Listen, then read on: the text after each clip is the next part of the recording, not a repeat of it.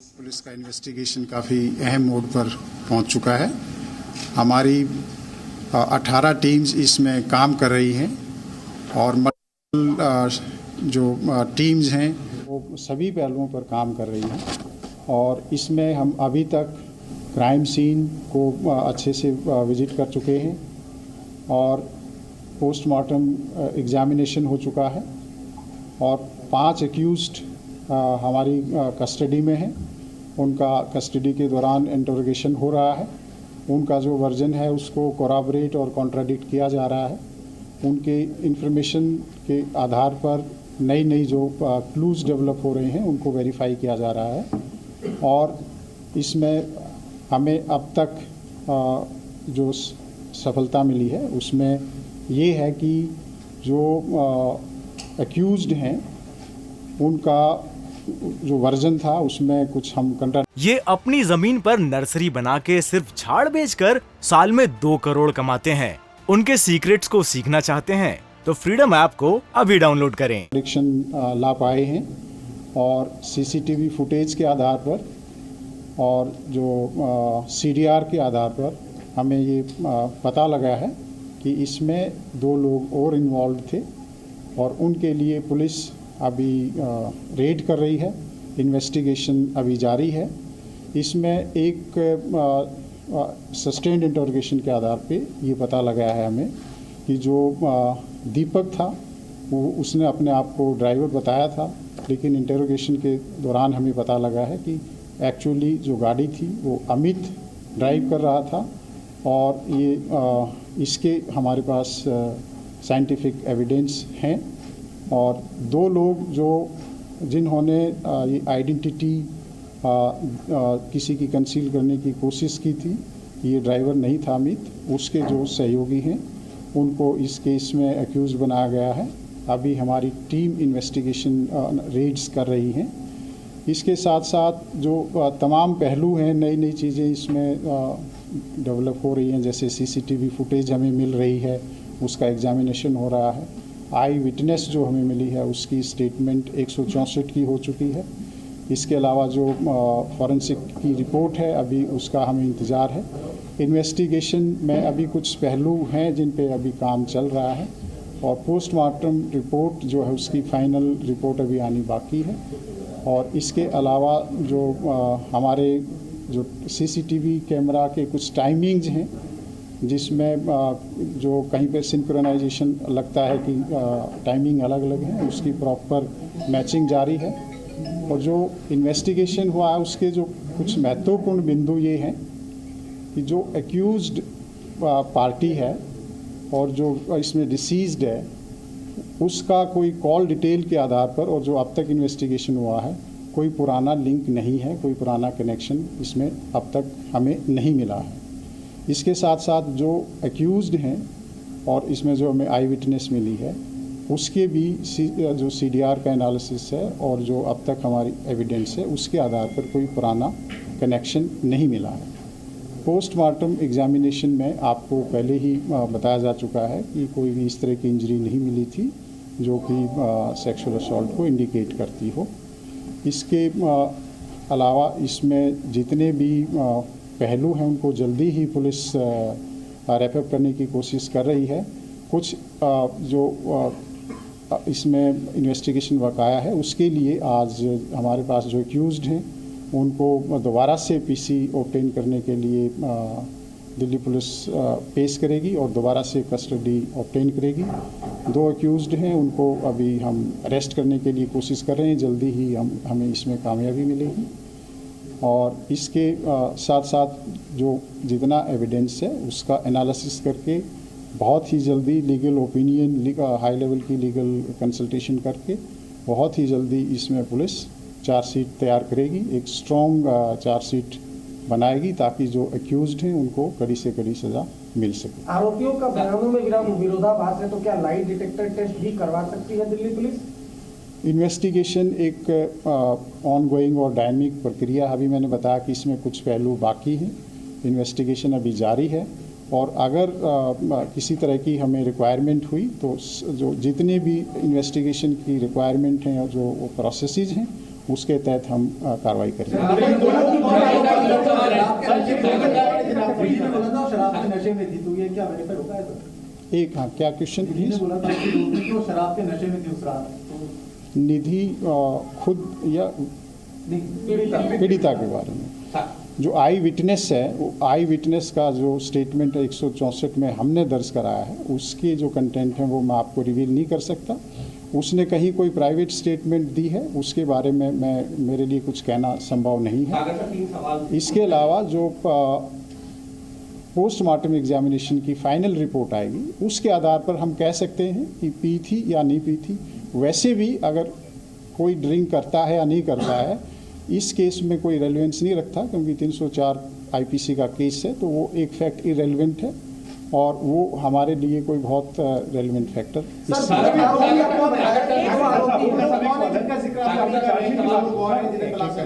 जो दो आरोपी हैं जो नए ये कौन लोग हैं और कैसे इनका नाम सामने है? दोनों का नाम ये एक आशुतोष है और दूसरा अंकुश खन्ना है।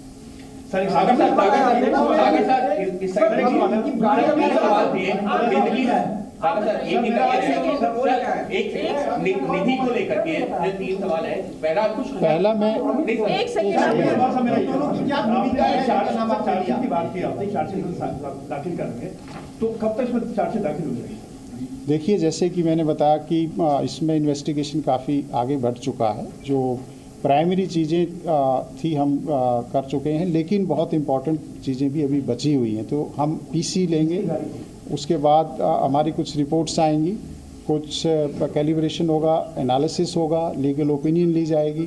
उसके बाद पूरी तरह से एविडेंस कलेक्ट करके हम इसको चार्जशीट करेंगे। लेकिन हमारी कोशिश है जल्दी होगी। जैसे कि आपको मालूम है कि 1 तारीख का इंसिडेंट है, आज 5 तारीख है।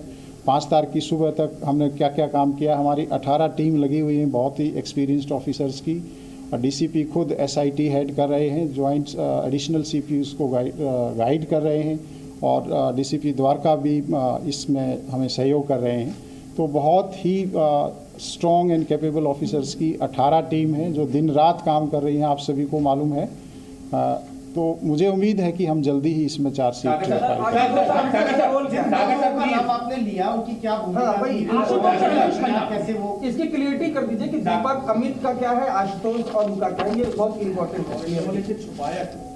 देखिए, इसमें जो 2 नाम आए हैं नए हमारे एक्यूज्ड हैं, एक जो एक्यूज्ड है उसका भाई है ये। तो उन्होंने ये देखते हुए कि इसके पास ड्राइविंग लाइसेंस नहीं है और ये एक एक्सीडेंट का ही केस है, किसी दूसरे आदमी को सजेस्ट किया कि तुम कहो कि मैं गाड़ी ड्राइव कर रहा था। तो ये उन्होंने एविडेंस को डिस्ट्रैक्ट किया, क्रिमिनल को स्क्रीन करने की कोशिश की है। तो वो हमारा इस केस में एक्यूज्ड बनता है। इसके साथ जिसकी गाड़ी थी उसको भी मालूम था कि गाड़ी कौन लेकर गया है। गाड़ी दीपक लेकर नहीं गया था, गाड़ी दूसरा लेकर गया था। तो उसने भी जो पुलिस है उसको एक तरह से मिस इन्फॉर्मेशन दी है और इसमें अक्यूज्ड को हेल्प करने की कोशिश की है। 3 सवाल क्या अमित के पास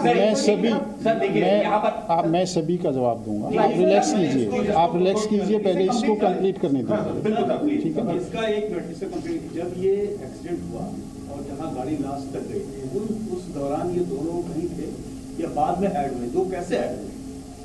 ये 2 लड़के जो नए आए हैं, इनका रोल क्या सिर्फ नाम छुपाया ड्राइविंग के चक्कर में, या जो भी इंसिडेंट हुआ एक्सीडेंट का उनमें कहीं इनकी इन्वॉल्वमेंट की बीच में उतर गए? कार में बैठे थे कि नहीं? एंट्री कहाँ? मैं इसको कंप्लीट कर लेता हूँ। इसमें इन दोनों में से कोई कार में कहीं हमारे पास अभी तक एविडेंस नहीं आया है। इन्होंने एक तरह से इनको स्क्रीन करने की कोशिश की है, मिस इन्फॉर्मेशन किया है, इनको हेल्प किया है। जिन्होंने क्राइम किया, जिन्होंने इतना ग्रूसम क्राइम किया है, उनको प्रोटेक्ट करने की कोशिश की है। तो ये एक क्रिमिनल ऑफेंस अपने आप में बनता है। तो इसलिए हमारी बहुत सी टीम्स अभी लगी हुई हैं, इनको भी हम अरेस्ट करेंगे, फिर इनका फर्दर सस्टेन्ड इंटरोगेशन होगा और उसके आधार पर इन्वेस्टिगेशन आगे बढ़ेगा। इसके साथ साथ कि ड्राइविंग लाइसेंस नहीं था अमित के पास, अभी तक जो इन्फॉर्मेशन है वो नहीं था। अगर बाकी इन्वेस्टिगेशन अभी जारी है, फाइनली कुछ उसमें होगा तो हम आपसे फिर शेयर करेंगे। सर, निधि को लेकर के 2-3 सवाल उठ रहे हैं। पहला सवाल, परिवार कह रहा है कि निधि का रोल सस्पिशियस है, 302 का मुकदमा दर्ज होना चाहिए। दूसरा सवाल, जो निधि की मां कह रही है कि निधि ने खुद ये बताया कि जो गाड़ी को आगे पीछे करके पीड़िता के ऊपर चढ़ाया गया, मृतका के ऊपर चढ़ाया गया, क्या 302 का मुकदमा बनता है? तीसरा सवाल उसी से जुड़ा हुआ, निधि का स्टेटमेंट कितना रिलायबल मान रही है पुलिस, क्योंकि 164 का बयान दर्ज करवाया है। क्या निधि इस मामले में सिर्फ एक गवाह है या उसका भी रोल अभी कहीं पर सवाल की घेरे में? अभी तक जो पुलिस का इन्वेस्टिगेशन है, इसमें आपको सभी को मालूम है कि आपके दिमाग में भी बहुत से क्वेश्चंस थे, हमारे दिमाग में भी बहुत क्वेश्चंस थे कि ये क्या कोई इसके साथ और था या कहाँ से ये आई थी, लास्ट सीन कौन था, ये सारे तमाम क्वेश्चंस आपके दिमाग में भी थे, हमारे दिमाग में भी थे। तो इसलिए पुलिस इस मामले में लगी हुई थी। सारी छानबीन के बाद एक हमें पता लगा कि ये लास्ट लोकेशन कहाँ आ रही थी लड़की की, हमने वो स्पॉट आइडेंटिफाई किया, वहाँ से कुछ हमें क्लू मिले कि यहाँ से ये लड़की किसी और के साथ बैठकर कहीं आ रही है। तो उसके थ्रू हम आई विटनेस तक पहुँचे हैं, जो कि सीसीटीवी फुटेज है। इसके साथ साथ जहाँ पर ये दोनों लड़कियाँ थी, वहाँ पर जो होटल है उसका रिकॉर्ड है, उसका डॉक्यूमेंट्री एविडेंस है, इसके नाम बुक है, इसने बुक कराया है, उस तरह की डिटेल हमारे पास है। तो लास्ट सीन हमने इस्टेब्लिश किया, बिकॉज कहीं भी कोई भी जब कोई इस तरह का हादसा होता है, मिसिंग है या कोई मर्डर है, तो हमारे लिए ये बहुत इम्पॉर्टेंट है कि लास्ट में कौन था या कोई आई विटनेस है इसका। तो लास्ट सीन को ट्रेस करते हुए हम इस स्टेज तक पहुँचे हैं कि जो निधि है वो इसमें एक बहुत अहम विटनेस है। और आप सभी को मालूम है कि इस तरह के केसेस में जो विटनेस होते हैं उनको भी एक तरह से अच्छे से एग्जामिन करना, उसको हमारी बहुत ज़रूरी एक प्रक्रिया है। और जैसे ही हमें लगा कि ये एक हमारे पास अहम एविडेंस है और बहुत ही ये सही एविडेंस है, हमने 164 CRPC के तहत कोर्ट में एविडेंस कराया है, ताकि कोई ये एलिगेशन आए कि ये पुलिस की स्टेटमेंट है या पुलिस ने इसको ट्यूटर किया है। वो एक इंडिपेंडेंट एजेंसी है, आप सबको मालूम है, वहाँ का प्रोसीजर सबको मालूम है। मुझे खुद पर्सनली उस जो रिपोर्ट है उसके कंटेंट नहीं मालूम है, पर इतना मालूम है कि हमारा जो इन्वेस्टिगेशन है उसमें सपोर्ट मिल रही है और इसमें इन्वेस्टिगेशन की प्रक्रिया जारी है। जहाँ तक उसको बताने वाली बात है या इसने क्यों नहीं रिपोर्ट किया, ये क्वेश्चन हमारे दिमाग में भी आता है कि नॉर्मली आप कोई भी हादसा होता है तो उसमें आप इन्फॉर्म करते हैं और या आप पुलिस को इन्फॉर्म करते हैं या किसी रिश्तेदार को बताते हैं। हमारे दिमाग में भी है, हमने भी काउंसलिंग की है, पूछा समझने की कोशिश की है। कई बार कोई ट्रॉमा हो सकता है, कई बार कोई दूसरी वजह भी हो सकती है। तो सभी पहलुओं पर इन्वेस्टिगेशन अभी हो रहा है, क्योंकि ये एक ओपन एंडेड प्रक्रिया है जब तक कि हम फाइनली चार्जशीट फाइल नहीं कर सकते, और इनफैक्ट उसके बाद भी सप्लीमेंट्री चार्जशीट का प्रोविज़न हम रख सकते हैं। इसके अलावा कि इन्होंने अपनी मदर को बताया कि ऐसा हुआ, उस पहलू पर भी हम इन्वेस्टिगेशन करेंगे कि पूछेंगे कि क्या सिचुएशन थी, क्या वो सही बात है नहीं है, और उसमें क्या क्या अटेम्प्ट हुई किसी को इन्फॉर्म करने की या नहीं हुई। वो एक इन्वेस्टिगेशन है, उस पर हम आगे काम करेंगे। जो बुक था वो निधि के नाम पर था, तो क्या निधि ने इस लड़की को बुलाया था, जो मृतका है उसे बुलाया था निधि ने, या ये कहानी क्या है? क्योंकि 4 लोगों का भी इन्वॉल्वमेंट था पहले, कल परिवार तमाम चीजों पे सवाल भी उठाया था।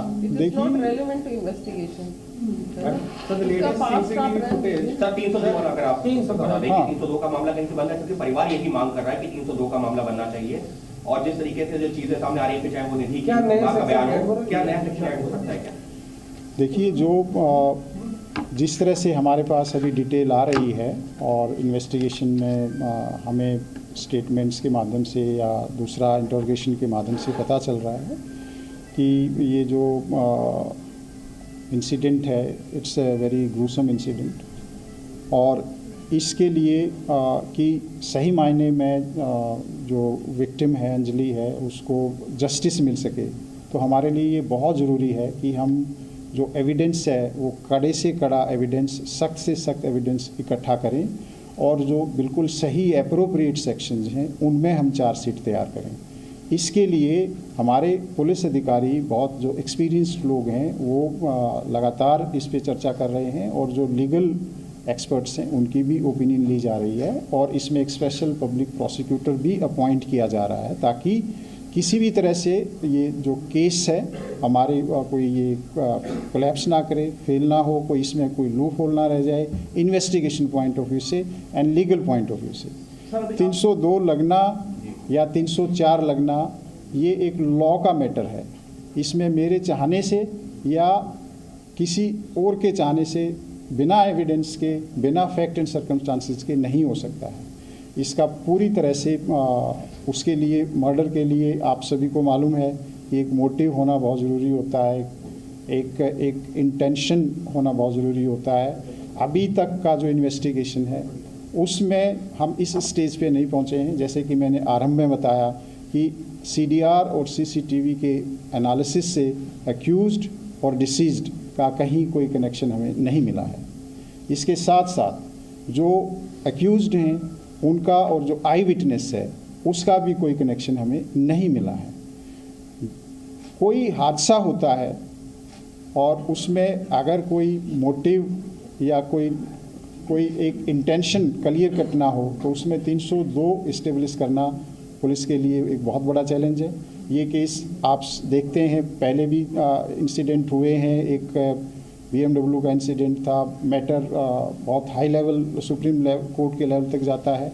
304, 302, 304A ये लीगल इश्यूज हैं।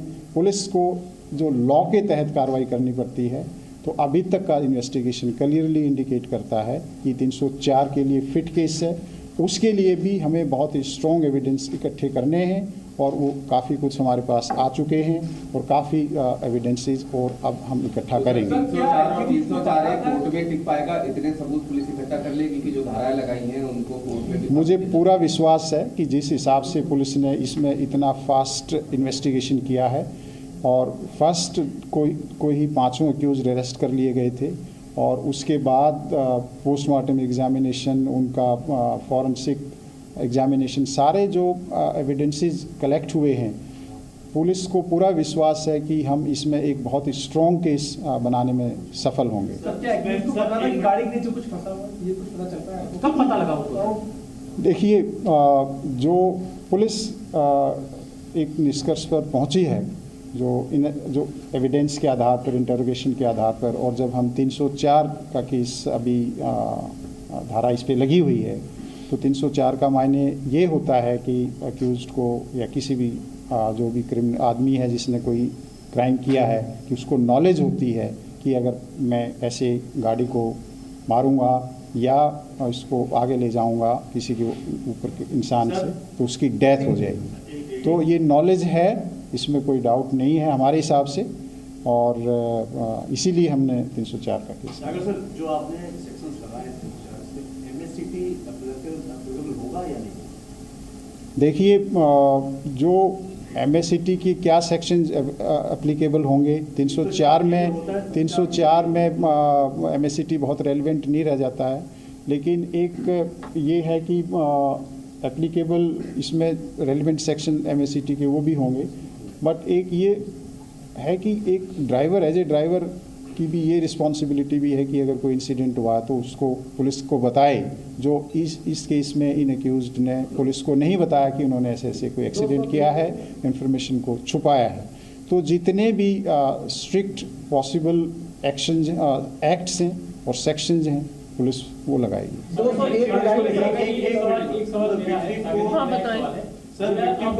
एक मिनट, आपको मैं मौका दे चुका हूँ। मेरे इन्वेस्टिगेशन हुआ है और आपको मिले हैं, उसके साथ लग रहा है कि सिंपल एक्सीडेंट नहीं है, कॉन्स्पिरेसी नहीं कर रही।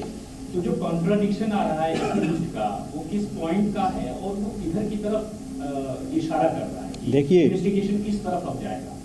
कॉन्स्पिरेसी इस चीज़ की नहीं है कि कोई मर्डर है। कॉन्स्पिरेसी है कि क्राइम किया है उसको छुपाने में, उसको उस तरह से कि किसी को पता ना लगे, उस तरह की कनाइवेंस से 120B या 34 IPC की जो भी फाइनली इन्वेस्टिगेशन के दौरान एविडेंस आएगा उस पर हम चार्जशीट करेंगे।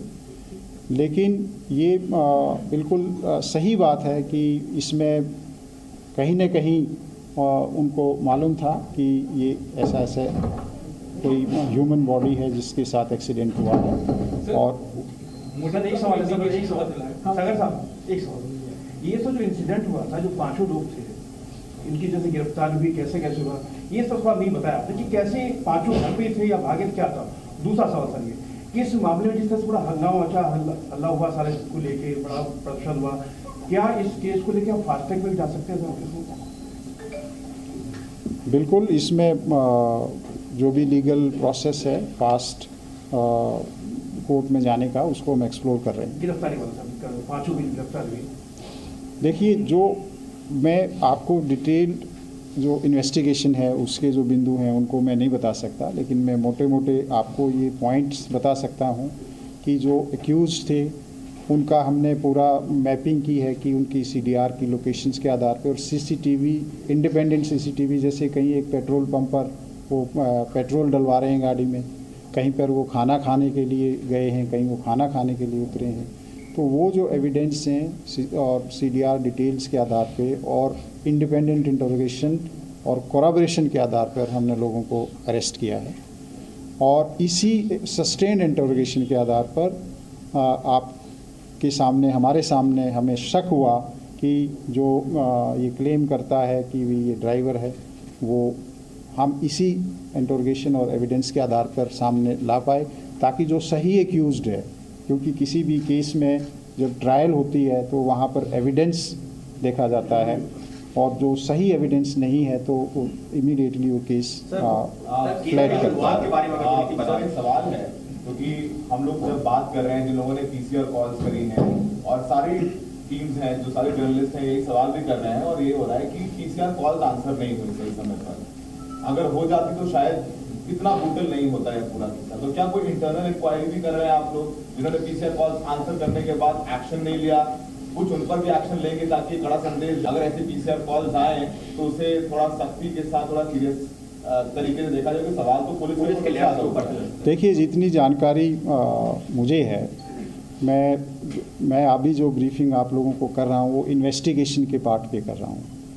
ये जो इंसिडेंट है, दिल्ली पुलिस इसको लेकर जो पुलिस PCR का रिस्पांस है उसको लेकर एक इंटरनल इंक्वायरी कर रही है। इसके ऊपर डिस्कशन इंटरनली हो रहे हैं कि ये जो रिस्पांस था वो एक ह्यूमन एरर था या एक प्रोसेस की वजह से इसमें एरर हुआ है। अगर इसमें ह्यूमन एरर है तो उन लोगों को जो भी अप्रोप्रिएट डिसिप्लिनरी इंक्वायरी होगी, एक्शन होगा, वो होगा। और जो प्रोसेस की कमी रही है उसमें हमारे प्रोसेस में क्या इम्प्रूवमेंट हो सकती है, we are very much looking into it. और जैसा आप सभी को मालूम है कि दिल्ली पुलिस जब भी कोई इस तरह का इंसिडेंट होता है तो उसमें ट्रूथफुल एग्जामिनेशन करके और उस चैलेंज से और उस गलती से हम कुछ नई चीज़ सीखते हैं ताकि हमारा सिस्टम इम्प्रूव हो सके। आप सभी को मालूम है कि वो नव वर्ष की रात थी और जितने भी ऐसे बिजी मार्केट्स एरियाज़ होते हैं, मॉल्स होते हैं, जहाँ पे हाई फुटफॉल होता है, तो जो पुलिस की डिप्लॉयमेंट है थोड़ा सा वो डायनेमिक होती है और depending upon the nature of requirement of that particular day हम डिप्लॉयमेंट पैटर्न में थोड़ा सा चेंज करते हैं। कई बार उन एरियाज़ में जहाँ पे आपको लगता है कि डिप्लॉयमेंट कम है, कई बार हमें वहाँ पे बढ़ानी पड़ती है। कई जगह आपको लगता है कि यहाँ ज़्यादा है, कई बार हमें कम करनी पड़ती है। तो वो डायनेमिक डिप्लॉयमेंट है। PCR का जो मैकेनिज्म है उसमें कोई प्रोसेस की कोई कमी है या कोई हमारे ऑफिसर्स की कमी है, ट्रूथफुली दिल्ली पुलिस उसमें इंक्वायरी कर रही है और उसमें जो भी एक्शन अप्रोप्रिएट होगा वो सीनियर लेवल पर उस पर एक्शन लिया जाएगा। एक्सीडेंट हुआ था उसके ठीक 30-40 सेकंड के बाद PCR वहाँ से गुजरती हुई दिखी, CCTV कैसा भी आया, तो आप मानते कहीं ना कहीं लैब से एफ डी है तो पुलिस? देखिए, जैसा कि मैंने बताया कि जिस 30 सेकंड की बात आप कर रहे हैं उस 30 सेकंड में अभी तक कोई लैप्स नहीं आया। इनफैक्ट उसमें बहुत अच्छा एक्शन हुआ है। जैसे ही उसने पीसीआर ने, हमारी ईआरवी ने उसको देखा है कि कोई स्कूटी पड़ी हुई है, स्कूटी को उसने के बारे में अपने एसएचओ को जानकारी दी है, एक्सीडेंट शुदा स्कूटी है। उसके बाद उस स्कूटी का नंबर लिया गया है, उस स्कूटी के नंबर ट्रैफिक से नंबर लेके जिस जो एड्रेस आया है उस स्कूटी के एड्रेस उसके घर पे भेजा गया है। वहाँ पे जो ऑनर है स्कूटी का वहाँ नहीं मिलता है और वो कार्रवाई बहुत पहले तक हो चुकी है, जबकि डेड बॉडी बाद में मिलती है। तो ऐसा नहीं है कि पुलिस का रिस्पांस ठीक नहीं था। We were not lucky that day कि वो अगर हमारी ईआरवी थोड़ा सा पहले उसको देख लेती तो प्रोबेबली इस लड़की की जान चली जाती। लेकिन this is beyond human control. जब एक किसी ईआरवी ने देखा ही नहीं तो ये उसको ये कहना कि जी कमी रही है, मैं उस पॉइंट पर आपको कितना टाइम अब तक आ रहा है पूरी जांच में, कितने घंटे तक वो गाड़ी घूमती रही, इसका पता चला? इसी का सप्लीमेंट्री भी है। 4 किलोमीटर को 14 शुरुआत में बहुत सारा कंफ्यूजन है। पुलिस की जांच में अब तक क्या क्या है, कितने बजे एक्सीडेंट हुआ, बाकी अब तक जो है शुरुआत, क्योंकि अभी तक सिर्फ हियरसे पे कितने बजे ये सीसीटीवी आ गया है, कितने बजे घटना हुई। देखिए हमें बताता हूँ कि जो अभी तक इन्वेस्टिगेशन है और आपको मालूम है कि जो इलेक्ट्रॉनिक एविडेंस है, सीसीटीवी फुटेज है, उसमें कैलिब्रेशन का इशू रहता है। बट मैं I can be as precise as कि ये इंसिडेंट 2:04 और 2:06 के बीच हुआ होगा, तो हम यहाँ तक पहुँच गए। मैं ये भी कह सकता हूँ कि 2:05 पे हुआ है, तो आप उससे बहुत आगे पीछे नहीं जा सकते हैं। अगर हम 2:05 मानते हैं तो अगर हम स्ट्रेच करते हैं जबकि बॉडी मिली है कहीं पर एक्चुअली, तो वो 4:15 के आसपास का टाइम है। एग्जैक्ट नंबर टाइम मैं रिमेंबर नहीं कर रहा हूँ। अनफॉर्चुनेटली बॉडी ड्रैग की गई है और वो जो स्ट्रेच है आप सभी को मालूम है वो हरियाणा को जाता है, वो रोड जोनती बॉर्डर है, तो रात का टाइम है, पीसीआर्स हैं वहाँ पर। तो जैसा कि मैंने बताया कि उस रिस्पॉन्स में जो भी अगर हमारे को इम्प्रूवमेंट की कोई गुंजाइश है तो हम उसको इंटरनली स्टडी कर रहे हैं साइंटिफिकली, उसको हम इम्प्रूव करेंगे। और जहाँ कोई ह्यूमन एरर है और कोई है तो उसके ऊपर भी appropriate action. How much kilometre she was drive? देखिए जो एरिया जो डिस्टेंस है वो लगभग 10-12 किलोमीटर का है, लेकिन कितने किलोमीटर एक्चुअल ड्रैग की मेरे लिए बताना अभी संभव है। क्या नहीं, अभी हमारी टीम्स लगी हुई हैं उनको अरेस्ट करने के लिए। सर गाड़ी आशुतोष की थी, ये बात हमारे हम लोग भी गए थे उसके घर, आशुतोष के घर भी जा चुके हैं और उसके अंकल के घर भी, लेकिन वो देवर मतलब ना पुलिस के पास है ना घर के किसी सदस्य। तो वही तो मैंने बताया कि अगर आप हमारे पास होते तो मैं बता देता। हाँ, और अगर आपके पास है तो आप बता दीजिए। अंजलि का मोबाइल मिल गया सर? अंजलि का मोबाइल फोन मिल गया? मोबाइल फोन सर एक फुटेज में चारों लोग निकलते हुए दिख रहे हैं, क्या ये वही लोग 4 लोग हैं?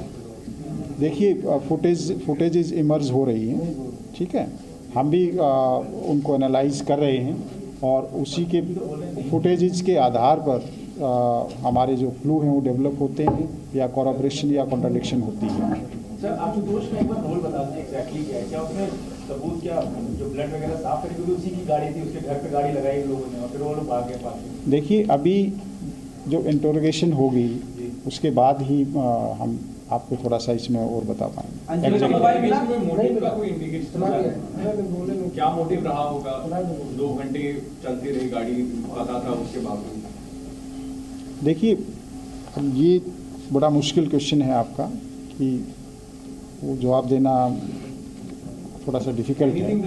मैंने जैसे कि बताया कि इसीलिए हमने 304 आईपीसी ऐड किया।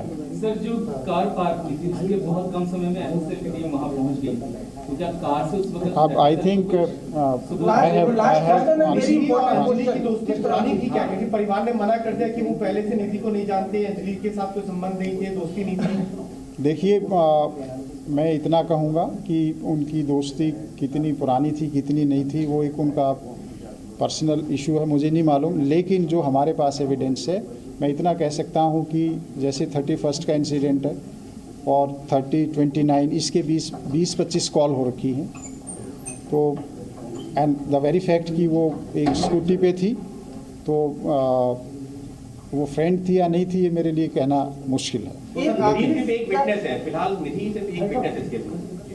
सर मेरा एक सवाल है कि अमित का भाई क्या अंकुश है या आशुतोष है? सर निधि सिर्फ एक विटनेस है, फिलहाल निधि को एक विटनेस के तौर पर ही देखा गया है, उसके स्टेटमेंट को एज इट इज रिलाई किया गया पुलिस के द्वारा।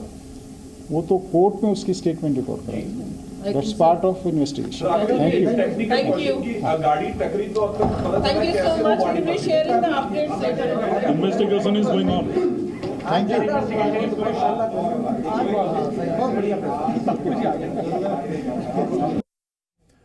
तो दिल्ली दरिंदगी केस में पुलिस की ओर से प्रेस कॉन्फ्रेंस की गई है। बताया गया है कि 18 टीमें इस मामले की जांच कर रही हैं। अंजलि केस में निधि अहम गवाह है और साथ ही साथ इसमें 2 और आरोपियों के नाम जोड़े गए हैं। 304 को एस्टैब्लिश करने के लिए जल्द ही दिल्ली पुलिस एक चार्जशीट फाइल करेगी। इसके लिए सभी सबूत जोड़े जा रहे हैं। साथ ही साथ पुलिस ने बताया कि हर एंगल से मामले की जांच कर रही है।